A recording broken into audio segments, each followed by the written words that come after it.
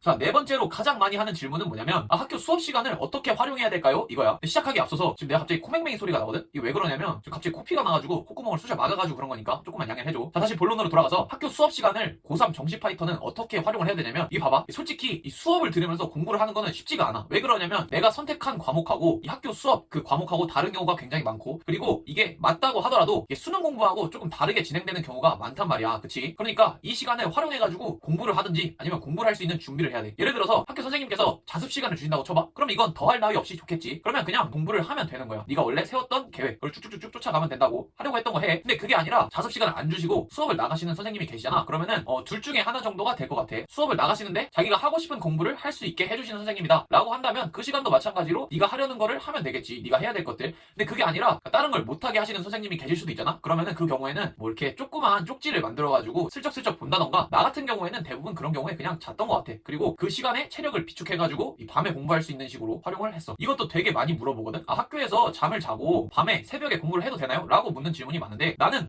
그게 한 10월 전까지는 문제가 없을 거라고 생각해. 내가 새벽에 공부를 하면은 더 잘 되는 타입이다 라고 한다면 학교에 있는 시간에 좀 체력을 비축하고 그것들을 바탕으로 해가지고 밤이랑 새벽에 온전히 이 공부를 집중해서 딱 공부할 수 있다면 그것도 좋은 방법의 하나가 될 수 있겠지. 근데 이게 10월 전에는 다시 이 시간을 되돌려줘야 돼. 우리가 그 수능 시간표에 맞춰서 살아가는 연습을 해줘야 된다고. 알겠지? 어쨌든 고3 정시 파이터 학생들 자습이 주어지면 열심히 해야 되고, 그렇지 않으면 그 상황에 맞게 잘 헤쳐나가야 된다 이거야. 절대 그 시간을 헛되게 보내지 마. 뭐 친구들이랑 떠들거나 아니면 뭐 핸드폰하고 이러지 말라고. 알겠지?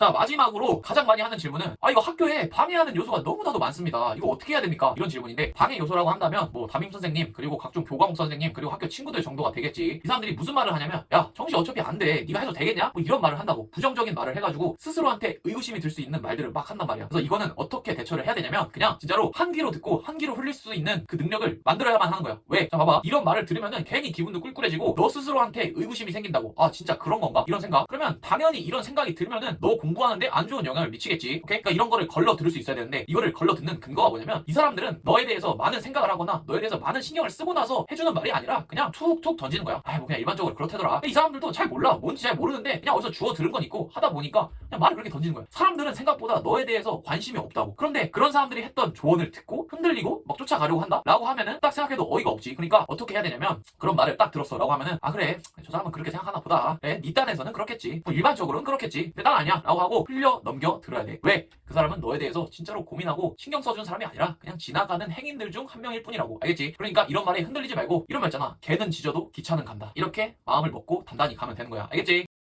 자, 오늘 영상은 여기까지고, 내가 최근에 시험 기간이고 해가지고 수업도 좀 바빠지고 나도 너네처럼 그런 의구심을 가졌던 때가 있단 말이야. 뭐냐면 내가 지금 이 일을 하는 게 맞는 걸까? 이게 내 적성에 맞는 걸까? 내가 이거를 지금 잘 하고 있는 게 맞는 걸까? 이 일을 계속 해야 되는 걸까? 이런 고민을 했단 말이야. 그래서 나도 너네가 이런 고민하는 거 정말로 진짜 1000번 100번 이해해. 이거는 인간이라면 죽을 때까지 계속 해야 되는 고민인 것 같더라고. 알겠지? 어쨌든 그거에 대해서 나는 결론을 좀 내렸고, 뭐냐면 뭐 어떻게 되던 그냥 갖다 박아버릴란다. 그냥 끝까지 가보기로 했어. 알겠지? 그러니까 너네도 어차피 올해 수능 볼 거잖아. 그러니까 최대한 긍정적인 마음을 가지고 그래, 한번 해보자 까짓거 해보자 이런 마음을 가지고 쭉쭉 나갔으면 좋겠어. 어쨌든 나는 계속 지금 너네가 써주는 댓글이라던가 오픈 카톡 계속 보고 답글 남겨주고 있으니까 궁금한 거 있으면 거기다 남겨주고, 힘들 때마다 내 생각을 해. 나도 지금 굉장히 힘들고 너네랑 같이 달려가고 있다고. 알겠지? 너네 옆에서 계속 달려갈 테니까 힘들 때마다 내 생각을 해. 오케이? 자, 그럼 영상 여기까지고 도움이 됐다면 구독과 좋아요 눌러주고 다음에 또 조만간 돌아올게. 안녕. 영상 꾸준히 올릴게.